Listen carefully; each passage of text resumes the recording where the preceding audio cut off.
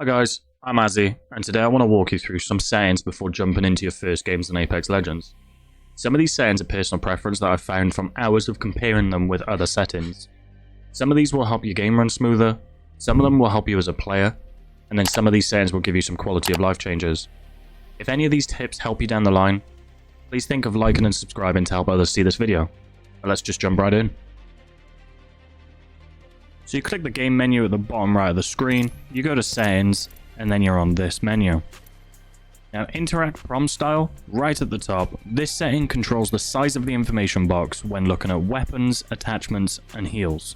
You have two options, compact or default. I would recommend using compact from the start. It still provides you with a good amount of information, but it doesn't take up too much of your screen, minimizing screen clutter. Here is two examples of compact and default side by side, just so you can see the difference. Button hints, these are button binding reminders at the bottom of your screen on your HUD. For example, the Q, the Z for your ultimate, the G for your grenade, and so on. I prefer to have this turned off because it minimizes screen clutter. So here is the example of it on, and here is the example of having it off. Crosshair damage feedback. You're greeted with three settings, off, X, and then X with icon. This setting is essentially your crosshair hit markers. Now this is complete personal preference, but I would have this set to X. I know there's a lot of players out there that would recommend it to be saying off. I can see the logic behind it, but here's my reasons for having set in X rather than having it to turn off. Having it set X allows some legends like Caustic to gain valuable information. For example, if you set gas traps somewhere on the map where you're no longer at, and someone triggers those traps, you'll be greeted with a sound cue, some damage numbers somewhere, and the hit marker. Having the hit marker set to X allows you to know or to gain valuable information to know if you've downed an enemy by your X turning red. The damage numbers. You have four settings. You have off, stacking, floating, and both. You never want this setting to be turned off. With a high TTK in Apex Legends, knowing how much damage you do or how much damage you've dealt to an enemy is vital to you and your team. The two options we're going to talk about is stacking and floating.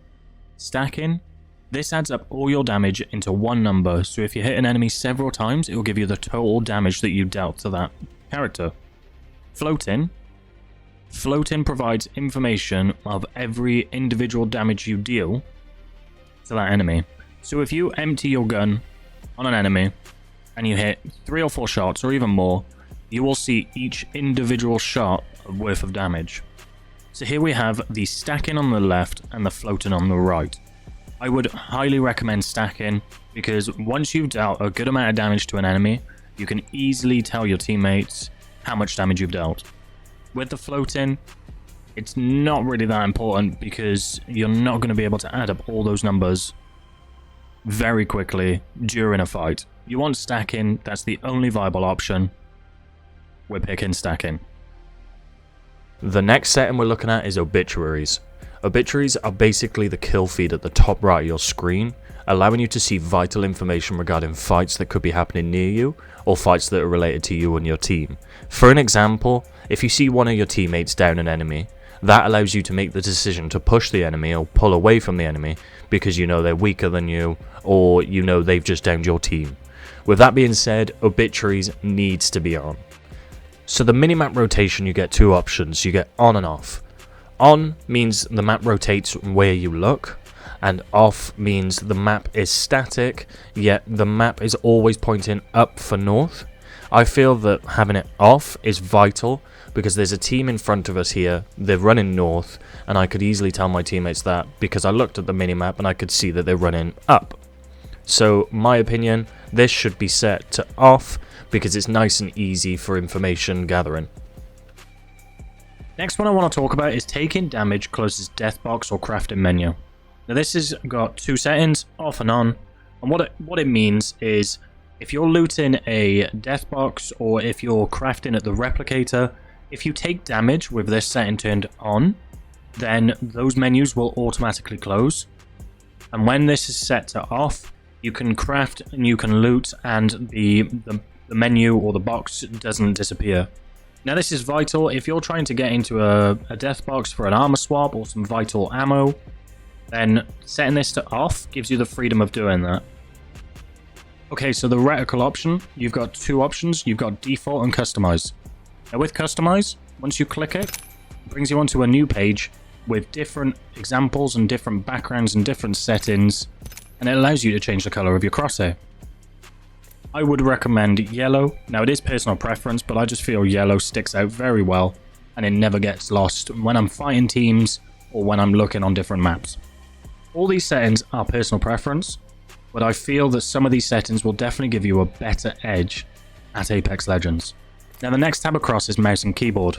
Now I feel like this is very much personal preference, so I'm going to skip this, but if you're interested in what bindings I use, let me know in the comments and I will make a video at a later date. Now if you're interested in controller setups, let me know down in the comments below and I can do some research and I could find the best settings out there for this current season. Video, the top part of this screen is all personal preference. I like to run on 110 FOV. The FOV ability scaling is disabled, so when Bloodhound uses his ult and the screen would change FOV, I have this set to disabled, so it doesn't affect my sensitivity. The sprint view shake, I keep this to minimal, so when I'm sprinting, I don't get any of the head bobbing. So as you scroll down to the advanced section, you will see that every option I have is either on low or disabled. Now this allows for my PC to run Apex smoother whilst I'm streaming and recording at the same time. But I would have these settings even if I wasn't streaming. If you want the game to look a little bit better, I would then turn texture streaming budget up to around high, but this is obviously depending on what PC setup you have. Now this is the audio tab, and this is all personal preference. Make sure you don't play at 100%, but everything else, have a play around, make sure you're comfortable, and then just jump into a game. So we've gone over some settings and we've tweaked a good handful. You're about ready now to jump in and start grinding to become the next Apex Predator. But if you're still watching at this point and learned something from this video, make sure to like and subscribe and hopefully others can learn from this too. Keep an eye out for the next video this week. We're going to jump into some gameplay tips. You can also catch me on my stream daily with a link in the description. I appreciate you watching, take care, and I'll see you soon.